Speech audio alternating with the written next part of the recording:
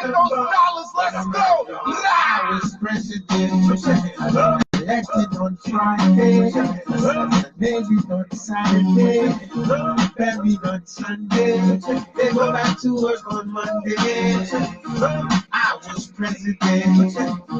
I was president. If I was president, we used to be number 10. Now we permanent in one. Went from permanent in one to permanent in icons, while permanent in slums kill each other with permanent guns. The government keeping cocaine coming from permanent. Get caught with a weapon, you gon' get permanent in time. And if you ain't reading, you gon' permanently lose your mind. Permanently surrounded, but yet feel alone. Hung himself in the jail cell, now he's permanently gone. The choir sings so many tears like showers in spring. Their favorite song being sung by the brass band out of New Orleans. Permanent picture for your girl is you in the casket. Kodak moment, but you wish you did snap it. And if you don't wanna be statistic number 6 before you peel the banana, make sure you got permanent clip, a permanent grip, a permit for the 4th, 5th. Trust me, I see the best status. So before I finish this verse, they probably kill me, cause why clap for president? That's permanently. I was president. Elected on Friday, married on Saturday, We don't try to get legalized, let's go. they go back to work on Monday. I was president. I was president. If Trinidad was the president, yeah. First, I'll name schools after Biggie and Pop. If Clef was president, now was vice president, and he got shot. Welcome. You're back in the cave. No Covers Cave. We call this session Sunday Church Before Church. We do it every other week in No Covers. Most of the time we're on the air 3 days a week. Catch us on the air Mondays, Wednesdays, and Friday, 104.9 FM in the city of Wilmington, North Carolina. You also can catch us online. I see my online audience coming in. You can catch us online on the weekends. So we do this thing called every other Sunday that we're doing Church Before Church. Something that came up with that folks tend to like. Some people not going to church today at all. They might want to get a message today. Not a pastor, not a preacher, not an apostle, not a saint. Let's get that out the way real quick, because I got some comments back the past couple of weeks and stuff. But it's interesting because I was at Market North yesterday. I was at an event yesterday, and we had to move some families. And Pastor Campbell has invited folks out to move folks. And he said, a lady came up and said, "Do you go to Pastor Campbell's church?" And Pastor said, "No, he doesn't go to my church. He has his own church." And so as a pastor, he understands what we do. No Covers is the ministry, but it's not your typical ministry. It's not, we out here in the streets. We out here in the byways and the highways, and that's what we do, because that's what we believe should be done. So when he said that, he said, no, that No Covers, Dawg has his own thing. He does his own thing every day, 3 days a week, on the air, and then we have our No Covers video. Right now we're on the No Covers live channel, and we also on the Facebook live channel. What I want to talk about today is this difference between students and disciples. And sometimes we get caught up. I wrote something to somebody. I got an inbox from someone because it's like, you're trying to interpret scripture. No, I'm not. I'm just trying to make it real for the average person that's sitting out here in the street every day, so that they can understand it from a layman's point of view. I might write it different than, the Bible is nothing but interpretation anyway. Scripture is nothing but from the Quran. People say the Quran is actually pure. It's interpretation. What you're reading is not actual Arabic. It's reading and interpretation. So that's how scripture is written. Scripture is written for you to understand. If you don't understand it, you break it down in a language where people can understand. So I wrote the other day, I said that the master, he saw them hungry. A master said to his students, I didn't use the word disciple. I didn't use the word people on the left and people on the right. He said to his students, you saw me hungry and rode past me. You saw me thirsty and did not offer you a bottle of water. You saw me sick and told me I had no insurance. You saw me naked and couldn't give me no clothing and give me a bath. I wrote that because that's what I felt out there when I was helping people move in Market North the other day. I saw people that were hungry that most people rode past. I saw people that were thirsty, and people didn't offer them a bottle of water. I saw people that were sick. Nowadays, if you're sick and you go to the hospital, they don't want to see you. I mean, really, if you're sick, first thing they want to know is when you go to the emergency, they want to know what kind of insurance you got. And what kind of insurance you got is based on how long you will stay in the emergency room. If you got good insurance, they'll keep you in the emergency room, run every test they can, and stay you there all day, in the next day, and over to the next day if they can.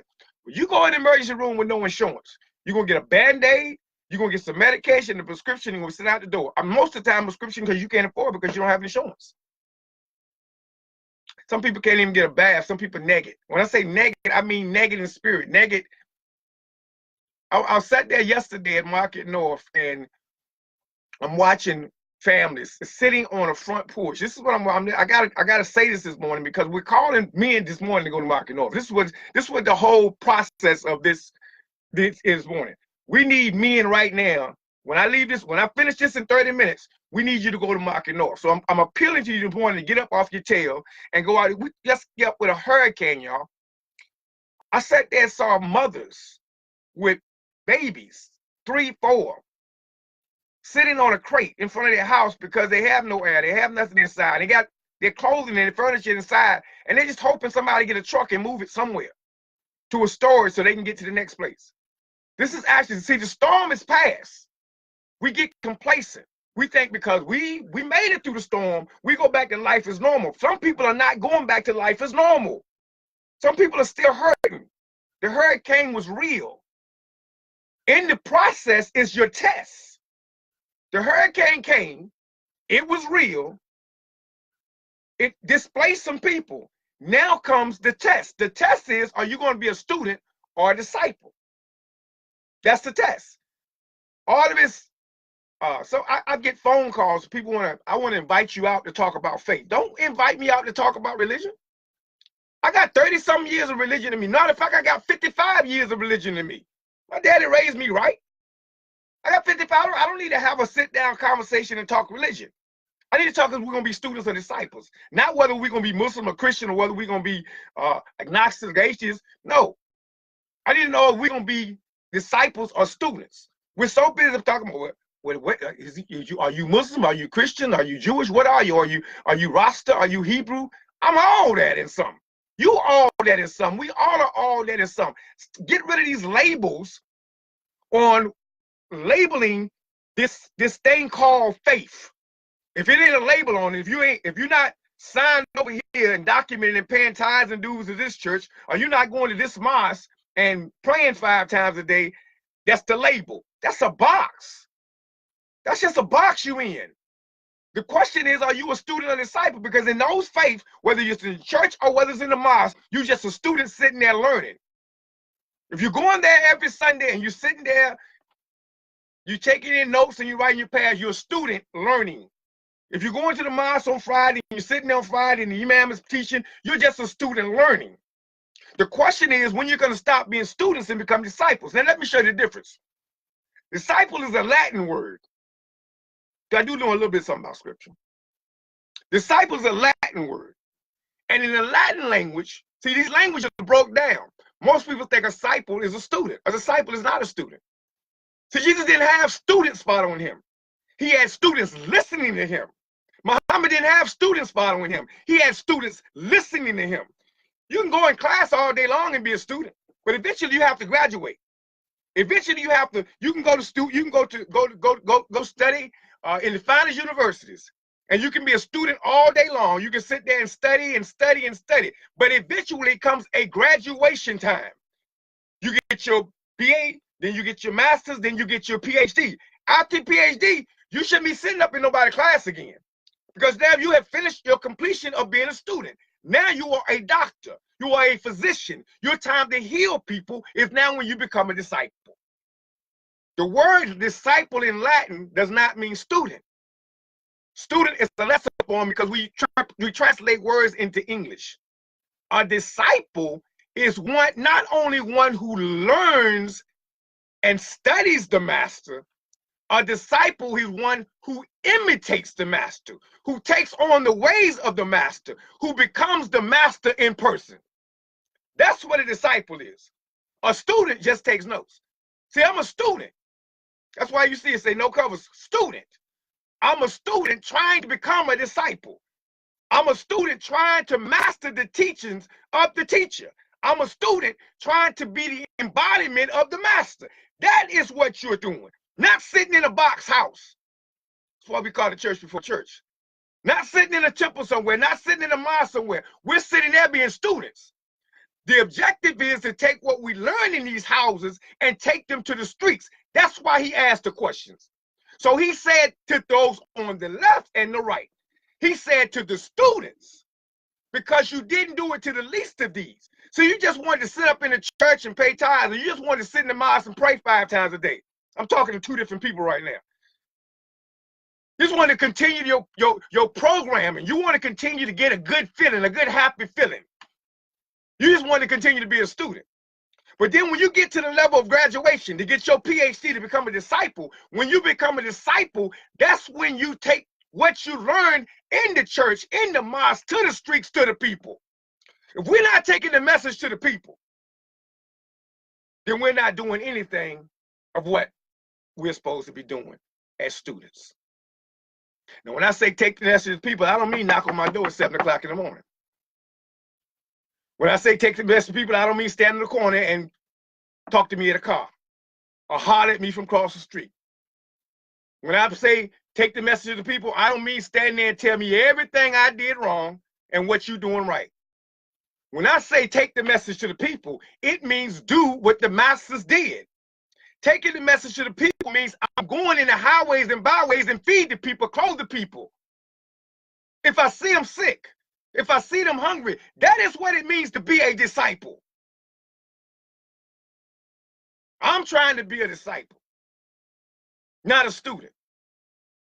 I'm not trying to be a Rasta. I'm not trying to be a Muslim. I'm not trying to be a Christian. I'm not trying to be a Jew. I'm just trying to be a follower and become a disciple. I'm not trying to have a label on my back and you label me and that's who I am and I'm confined to that box. And if I step outside that box, you got something bad to say about me. I'm not confined to those labels. Those are labels, those are titles, but those are not disciples. Someone practicing the faith. And I'm not knocking you for practicing your faith, fine. But don't knock me for trying to be a disciple of those following the faith. Don't knock me for trying to be a disciple of those teaching the faith. Don't knock me for trying to be a disciple. Because I'm trying to be a student who graduated from college and became a disciple. So with that being said, folks, it's 8:13, 9 o'clock. You got 45 minutes. All right. So here's the deal. Pastor Cameron made the call. He said we need 50 men in Market North this morning. 50 men. And we don't need men that just standing around. We need some men that can lift some boxes and put them on a truck, can lift some furniture and put it on a truck and move fast. This is being a disciple. A student, see, he asked he asked on the radio station the other day. I'm so proud of this brother. Pastor Campbell asked all of the preachers this morning in this city, shorten your service or don't do a service at all. Now, he asked folks to counsel church this morning. That's what he did. He went on the radio station the other day and he asked folks in this city to counsel church this morning. Why? Because he understands if you're going to church this morning, you're just a student. You need some more teaching. To be a disciple needs to be in Market North this morning because he was a pastor in the city, a lead pastor in the city that made the call. And I didn't see one minister out there on Saturday. It could have been. I could have been wrong. I could have left early because I did leave at 12. I'll be back this morning. But not one did I see. Not one did I see.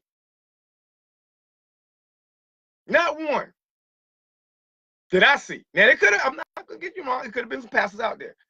But he made the call for pastors and ministers to shorten their service, to get out this morning and go to Market North. We've got families over there displaced that need to be moved. They have got a deadline. They got to be out the house. They got to be moved. We're worried about where they're moving. We're taking care of that on another end. Right now, we need men out there. We need men to stop being students and start being disciples. Sisters, you can come too.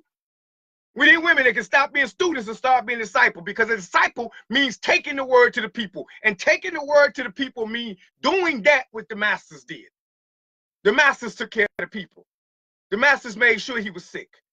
And he was taken care of. The masters made, the students, the real disciples made sure everything was taken care of.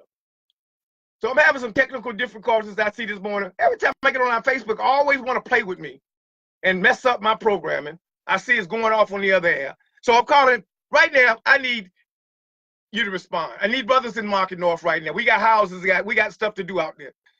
We had a long day. We had to knock these people out and find these places to stay. I need you to come. I need you to come fast. Market North, you know where it's at. If you live in Wilmington, North Carolina, come out here and help these families. These are displaced families. These are homeless families. These are black families. These are our black children. They're sitting out there trying to find a place to live. Don't go to, go to church this morning and leave early. Go pay your tithes if that's what you need to do. You know, pastors, if you need to have the church open, have the church open. But shorten the service. They done had church already. It's church on Sunday. Church before church. Peace and blessings.